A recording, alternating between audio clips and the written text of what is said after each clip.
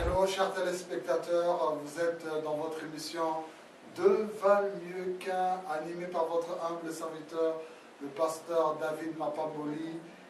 Nous bénissons le Seigneur pour vous tous qui êtes scotchés devant votre écran, devant votre laptop, pour passer encore un moment agréable avec nous dans la présence de Dieu.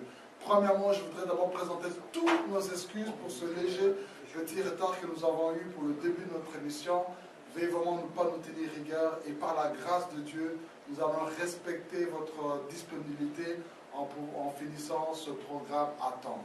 Alors aujourd'hui, chers téléspectateurs, nous avons un couple d'invités qui nous viennent de France.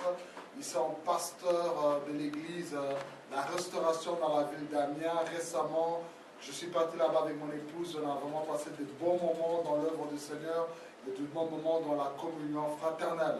Alors, avec eux, nous avons parlé sur un sujet très important. Mais je vais d'abord vous présenter le couple apostolique, l'apôtre Prosper Élisée et sa charmante épouse, Maman Déborah. Bonjour. Bonjour. En tout cas, soyez les bienvenus. Merci d'avoir fait ce déplacement depuis la France, venir jusque sur notre plateau télévisé pour pouvoir nous parler sur ce que Dieu vous a mis à cœur. Alors nous voulons vous dire qu'aujourd'hui nous voulons parler sur un thème important qui s'intitule « Est-ce que la stérilité peut détruire un couple ?» Est-ce que la stérilité peut détruire un couple? Et nous rappelons aux gens que tout le long de cette émission, vous aurez la possibilité de pouvoir poser des questions en direct. Un numéro téléphonique apparaîtra sur votre petit écran sur lequel vous pouvez alors téléphoner directement en ligne et poser vos questions, et nos invités avec moi-même nous ferons une joie de répondre à vos questions. Retenez bien que lorsque vous posez vos questions, au moment où la régie vous met en ligne, il y a un petit décalage entre le moment où vous parlez et l'image qui passe devant vous. Donc, pendant que vous posez vos questions, n'hésitez pas à baisser le son du volume de votre TV, parlez, et ensuite vous aurez le temps d'écouter ce que vous avez dit devant l'écran.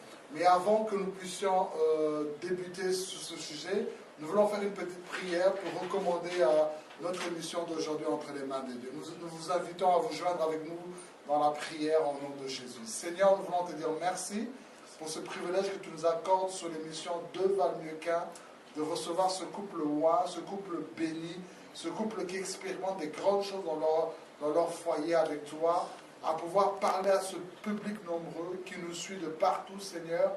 Merci, Seigneur, de te glorifier. Merci de donner l'espoir à une famille, à un mariage, à un foyer, et à sauver des âmes à cause de ton nom. Merci pour la sagesse de l'onction que tu mets sur nous. Merci pour ta gloire qui est envoyée dans le nom puissant de Jésus. Amen. Amen. Alléluia.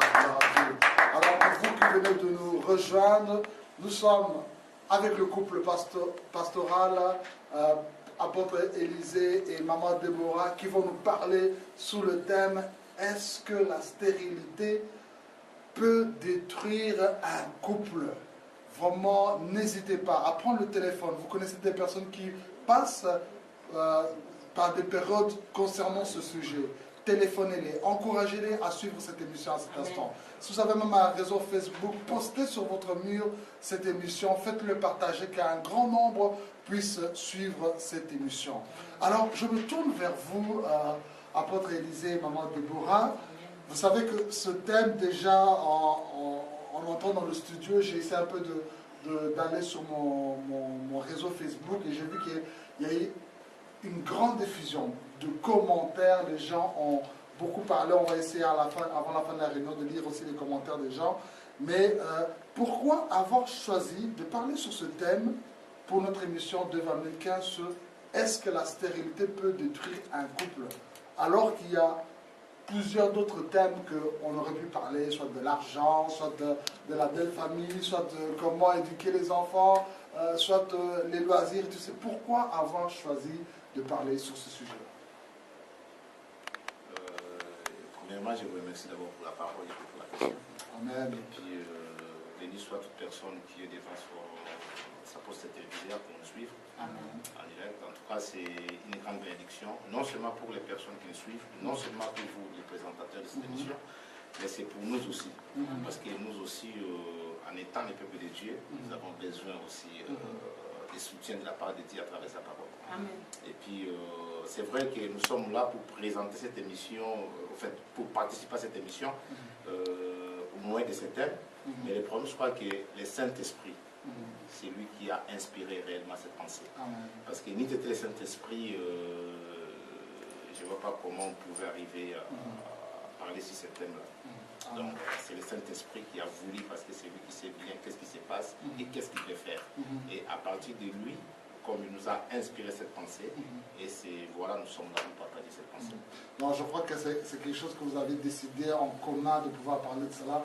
Maman Déborah, tu as quelque chose que tu voudrais dire par rapport à cela? Juste rajouter, même papa, rajouter que c'est au moins du Saint-Esprit. Oui, le Saint-Esprit a suscité en nous cette envie de parler du problème de la stérilité. Et c'est par rapport à ça. Amen. Donc, chers téléspectateurs, ce sujet vraiment est une inspiration que nos invités ont reçue pour pouvoir parler avec vous. On aurait pu prendre tout autre sujet, mais cela signifie que Dieu veut faire spécialement quelque chose pour votre couple au travers de ce sujet. Donc, vraiment, soyez concentrés, suivez calmement cette émission. Et s'il y a une question, vous désirez ou une remarque à faire, n'hésitez pas à nous téléphoner sur notre numéro qui apparaît sur le petit écran, ou soit à nous écrire. On fera un plaisir de pouvoir lire ce que vous mettez sur le Facebook David Mapamboli. Alors, comme c'est le sujet que Dieu vous a mis, une inspiration que le Seigneur vous a mis, alors je voudrais vous demander, est-ce que la stérilité est la volonté de Dieu? La stérilité n'est pas la volonté de Dieu, non. La stérilité ne peut pas être la volonté de Dieu. Parce que sinon, regardons dans la Bible, au commencement de toutes choses, Dieu avait bien dit à Adam et Ève, bien sûr, il les a dit que multipliez-vous, remplissez la terre. Donc, je ne sais pas, il les a dit d'être fécond. Donc, je ne vois pas comment Dieu peut dire des choses comme ça en étant contre. Ou en ne pas vouloir que les gens soient féconds. Donc, voilà. Donc, la stérilité ne peut pas être la volonté de Dieu. Mais Dieu peut passer par la stérilité pour quelque chose. Mais la stérilité en soi n'est pas la volonté de Dieu. D'accord. Donc, comme vous l'avez dit, la stérilité n'est pas la volonté de Dieu. Vous vous basez sur cette première parole que Dieu, quand il a pris Adam et Ève, le premier couple sur terre, le premier mariage qui a été établi, la première chose que Dieu leur a déclaré quand il les bénissait, c'était d'être féconds. Amen. Amen. Donc, comprenez pour vous que la stérilité qui vient dans votre vie n'est pas la volonté de Dieu. Mais des fois, Dieu peut permettre ça. Et ça, nous allons voir un peu plus tard. Tout à fait. Gloire à Dieu. Gloire à Dieu. Maman Déborah, vous voulez aussi rajouter quelque chose par rapport à ça? Oui, pourquoi pas. La Bible nous dit que l'Éternel ne se répand pas de sa parole. Amen. Donc, tant qu'il a dit dans le livre de Genèse que soyez féconds, multipliez-vous, je ne vois pas pourquoi l'Éternel peut changer son avis. Amen. Il ne ment jamais. Donc, j'appuie encore cette parole que papa a dit tout à l'heure. Donc, il ne se repent pas. Amen. Le Seigneur ne se repent pas de sa parole. Il ne ment jamais. Il a dit, je ne suis pas un homme pour mentir, ni le fils d'un homme pour se repentir. Amen. Et je reste sur cette parole à dire, il nous a dit d'être féconds, de se multiplier. Et c'est pour sa gloire. Donc, je reste là-dessus. Donc, nous restons vraiment tous unis sur la parole de Dieu qui est infaillible. Cette parole qu'il a prononcée au premier couple, soyez féconds. Et comme il a prononcé cela au premier couple, cette parole est d'actualité pour tous les couples sur terre, qu'ils soient occidentaux, qu'ils soient européens, qu'ils soient dans n'importe quelle nation. Cette parole est toujours d'actualité et elle est aussi d'actualité pour vous qui nous suivez. Alors, apôtre, pendant que vous étiez en train de parler sur est-ce que la stérilité est la volonté de Dieu, vous avez dit que non, dans certains cas, Dieu peut permettre. Et quand je médite ma Bible, c'est vrai en effet, où certains spectateurs constatent qu'on voit dans beaucoup de cas où on nous cite les exemples de femmes qui étaient stériles, mais des femmes qui avaient l'alliance de Dieu, des femmes qui craignaient Dieu. En passant par là, je vois Abraham, femme stérile, la femme de son fils stérile, la femme de son petit-fils aussi stérile. Bon, qu'est-ce que vous pouvez dire par rapport à ça? Quel est le but que Dieu poursuit lorsqu'il permet que des gens se retrouvent stériles? Et comme aujourd'hui aussi, les gens qui nous suivent aujourd'hui sont peut-être engagés dans le ministère, ils sont chrétiens, ils prient depuis longtemps, ils ont jeûné, ils ont reçu des promesses, ils font des actes de foi que non, j'aurai des enfants, mais les enfants ne viennent toujours pas. Alors que pouvons-nous leur dire pour les encourager que non, Dieu permet la stérilité et quel est le but que Dieu poursuit derrière ça? Si je peux répondre à cette question, je dirais ceci. Vous savez,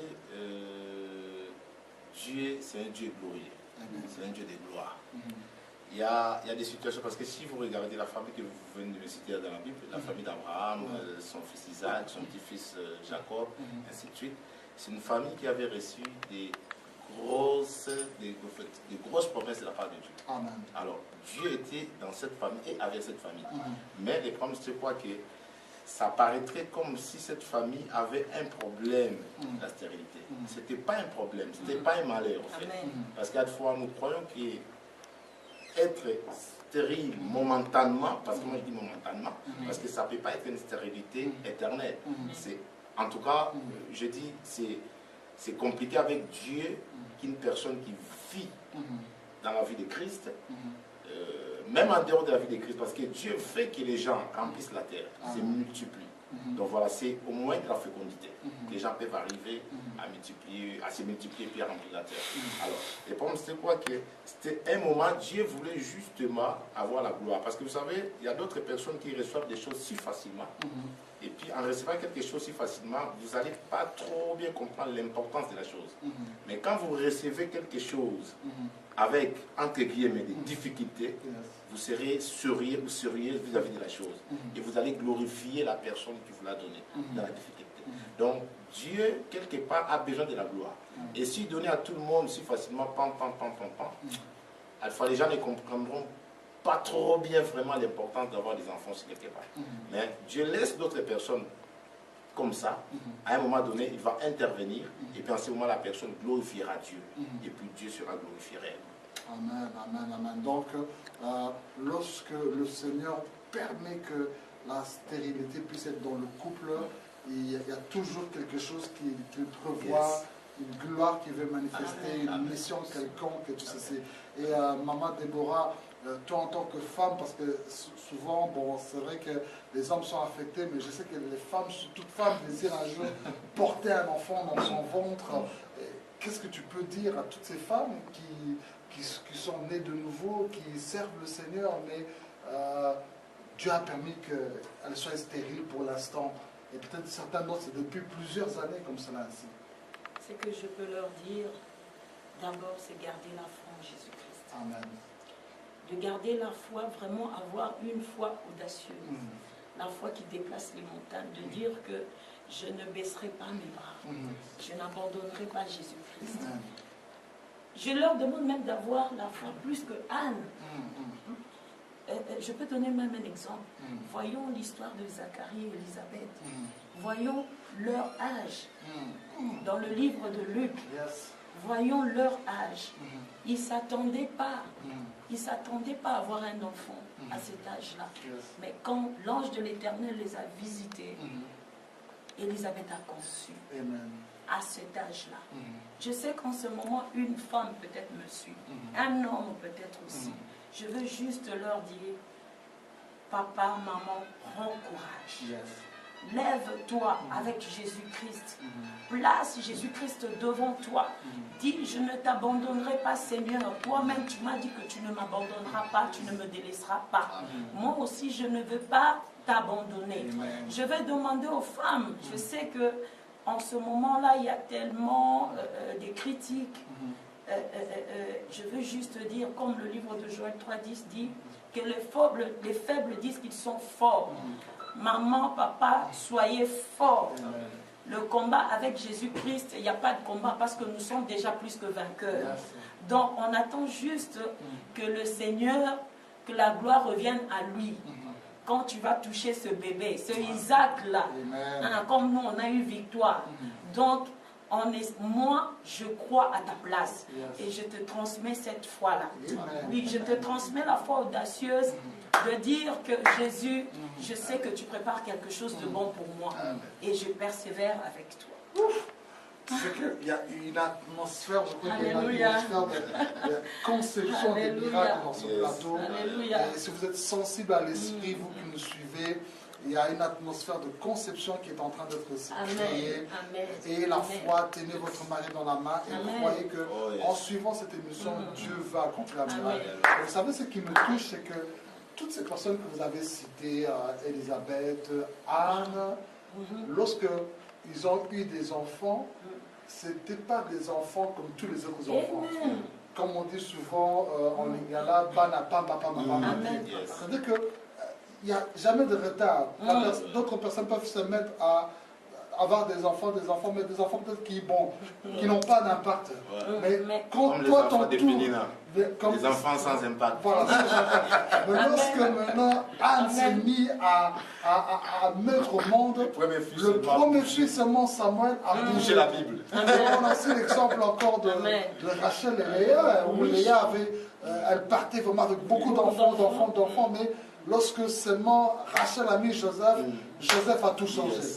Donc pour nos sœurs qui nous suivent, pour nos frères qui nous suivent, même si des gens ont déjà accouché avant vous, des enfants, il n'est pas trop tard. La liste de bénédictions n'est pas encore clôturée.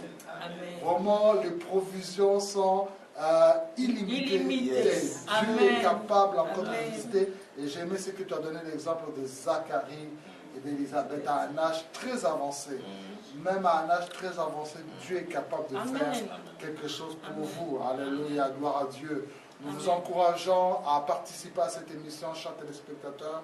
Nous sommes avec le couple Prosper et Déborah Kabea qui sont au milieu de nous. Ils viennent depuis Amiens, où ils sont pasteurs de l'église, la restauration. Nous parlaient sur le thème, est-ce que la stérilité peut détruire un couple?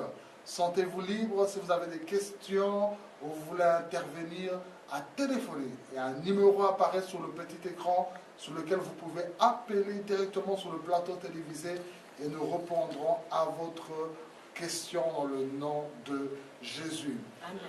Alors, malgré cela, pasteur, maman pasteur, nous constatons avec beaucoup de regret qu'il y a beaucoup de couples qui sont, malgré que on se pose l'interrogation, est-ce que la stérilité peut détruire un couple?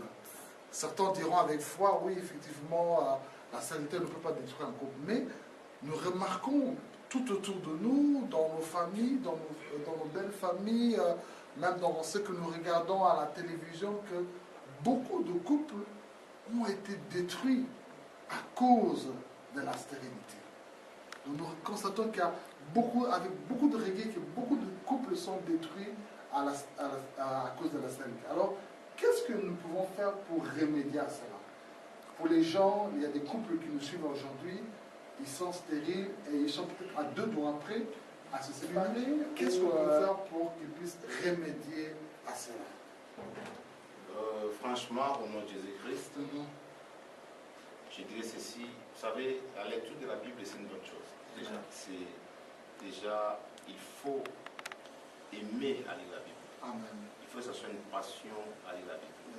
Et puis, écouter la bonne parole, les bons messages, au moment où il faut, ça soutient aussi. Parce que la foi avec les siècles qu'on entend, doit pour nous venir normalement de la parole de Christ. Amen. Alors, vous savez, si je lis la vie d'Anne avec Elkana, son mari, cette femme vivait dans une vie de couple de la rivalité. Elle était rivale de l'autre qui s'appelait Pénina. Mais les choses étaient un peu compliquées pour elle. Elle, la femme Anne, était stérile de la part de l'Éternel. Elle n'était pas stérile parce que non, elle était stérile là, il n'y a pas une raison à donner. C'est l'Éternel lui-même qui est passé par là. Il a utilisé la stérilité dans sa vie, justement parce que Dieu voulait la gloire. Donc, il dit, bon, je vais faire ça momentanément. À un moment donné, je vais... Bon, voilà. Alors, ça fait que Anne restait dans ces couples-là, stérile. Sa rivale, entre-temps, faisait des enfants. Beaucoup d'enfants même. Alors, ce qui m'a beaucoup béni dans cette histoire, c'est que Anne et Elkana ne sont jamais séparés. Ils étaient toujours là, en couple, malgré, encore, il y avait la rivalité visible, la rivalité reconnue. Mais cette femme, elle n'a pas unité d'abandonner son mari. Et son mari, par contre, l'aimait encore beaucoup dans cette situation. Parce que l'homme qui aime sa femme, doit soutenir sa femme, surtout des moments comme ça. Donc, je vois, il y a déjà un des remèdes que je vois, c'est l'amour. L'amour déjà doit être là. Parce que l'amour supporte tout, comprendre. Amen. Vous savez, je vais même aller plus loin. Même si votre femme va mourir, si c'est votre femme que vous avez aimée, même si elle va mourir stérile, réellement si elle meurt stérile, glorifions Dieu. Amen. Vous savez, parce qu'aujourd'hui, nous avons la difficulté d'admettre ou d'accepter ce que Dieu est en train. La Bible dit dans le livre de Jérémie. Donc, si je comprends bien, c'est, pour ne pas te couper, c'est donc, on encourage aussi les gens pour les personnes qui sont peut-être déjà devenues vieux, et ils sont en train de vieillir tout en n'ayant pas d'enfants, qui se rassurent qu'ils n'ont pas échoué leur mariage. Ils n'ont pas échoué. Parce que le mariage n'est pas dit le mariage égal des enfants. Non. Le mariage, c'est rassembler d'abord, mettre deux personnes, que l'homme et la femme deviennent une seule chair. C'est ça d'abord. Parce qu'il y a d'autres qui ont produit des enfants comme des poules, mais il n'y a pas la cohésion, il n'y a rien. Donc voilà. Et puis il y a même des enfants qui sont venus comme ça, des enfants comme on a dit tout à l'heure, des enfants sans impact. Des enfants qui font encore les désordres dans la société. Tout ça. Il y a beaucoup de situations, mais Dieu lui-même sait. Donc l'homme doit aimer sa femme. Et non seulement l'homme, la femme aussi. Parce qu'il y a d'autres femmes qui conçoivent, mais c'est les hommes qui sont incapables de leur donner des enfants. Donc, il y a des situations comme ça. La femme, elle est bien, mais c'est l'homme qui a un problème. Dans d'autres couples, c'est l'homme qui est bien, mais c'est la femme qui a un problème. Mais dans d'autres couples aussi, ce n'est ni l'homme, ni la femme, mais c'est Dieu lui-même qui fait ça. C'est vrai que nous, prenons, généralement, avec les traditions, il y a des histoires, enfin aussi des sorcelleries. Je n'élève pas la sorcellerie, je n'aime pas ces pratiques-là, mais je dis que ce sont des réalités quand même qui existent. D'autres personnes, les erreurs aussi peuvent provoquer tout ça. Il y a beaucoup de choses. Mais là, on parle pour élever la gloire de Dieu. Donc, disons que l'homme ne doit pas laisser tomber sa femme dans cette... Parce que si vous laissez votre femme, vous laissez tomber votre femme dans cette situation-là, franchement. Parce que la dernière personne dont la femme ou l'homme peut compter, c'est eux, qui s'édifient entre eux-mêmes. C'est-à-dire que tel donne tel commentaire, tel donne tel commentaire. Et j'en profite pour bénir tous ces gens. Il y a l'apôtre Willy, la sœur Mehdi, la sœur Brigitte, la sœur Évodie, la sœur Colette, la sœur Sylvie Coty, la sœur Mamine Simba Vondou, donc des gens depuis l'Afrique, l'Irlande, la Belgique, différents pays qui sont en train de... Autrefois, on voyait des gens qui châtaient pour dire des grossièretés, mais des gens châtaient pour édifier et que la parole de Dieu et d'enfant, gloire soit rendue à Dieu. Merci. Alors nous voulons prendre un temps pour prier avec tous nos téléspectateurs. C'est un sujet tellement vaste, on pourrait continuer encore des heures et des heures, mais Dieu est un Dieu d'ordre. Et nous savons aussi que Dieu se sert de toutes les circonstances pour amener des gens vers lui. Alors, avant que je puisse vous laisser la parole pour pouvoir prier pour toutes les personnes qui passent par un problème de stérilité, où la stérilité est en train de détruire leur couple, vous allez prier pour eux. Je vais d'abord prier pour les personnes qui veulent donner leur vie à Jésus, parce que non seulement c'est un ministère pour le couple, mais c'est un outil par lequel Dieu va amener encore des brebis dans sa maison. Alléluia, nous voulons prier le Seigneur. Seigneur, merci pour cette émission. Seigneur, malgré que nous avons parlé de la stérilité, mais nous croyons que c'est une opportunité pour que des gens viennent vers toi. Je prie pour tous ceux qui ne t'ont jamais donné leur vie. Qu'aujourd'hui, Seigneur, tu entres dans leur vie. À moi qui te confesse, Seigneur Jésus, entre dans ma vie, Seigneur, entre dans leur vie. Efface leurs péchés. Je prie aussi pour tous les chrétiens rétrogrades qui ont fait naufrage par rapport à la foi. Qu'ils reviennent vers toi et qu'un nouveau départ commence avec eux. Merci pour le salut éternel. Merci pour la restauration des fils et des filles prodiges. Merci pour la grande moisson des âmes, Seigneur. À toi soit toute la gloire au nom de Jésus. Je vais laisser au couple, vous allez pouvoir prier pour tous nos téléspectateurs qui nous suivent maintenant, qui passent par ces problèmes de stérilité, avoir le courage de surmonter cette épreuve. Prier pour que Dieu intervienne où les choses ont été détruites. Priez aussi pour qu'un miracle s'accomplisse pour ceux qui crient à Dieu pour avoir des enfants. Au nom de Jésus-Christ de Nazareth, Amen. en vertu de l'onction qui nous a été donnée Amen. et de la parole qui nous a été confiée, Amen. je déclare, Amen. si vous êtes un Abigail, vous êtes une femme féconde, mais c'est juste Nabal qui n'arrive pas à vous donner des enfants. Parce que Dieu ne veut pas que Nabal vous donne des enfants parce que Dieu connaît la suite. Et je déclare que Dieu vous fasse grâce, que vous vous retrouvez un jour avec votre David. Amen. Et vous allez voir un changement. Je prie au nom puissant de Jésus-Christ de Nazareth. Vous êtes un homme, vous êtes Elkanah, vous êtes capable de donner des enfants à Pénina et à Rachel. Que le Seigneur vous bénisse là où vous êtes au nom de Jésus. Je déclare par la parole du commencement que vous êtes fécond. Vous êtes fécond. Vous n'êtes pas stérile. Parce que Jacob a dit à Joseph que tu es le descendant, tu es le rejeton d'un arbre fertile.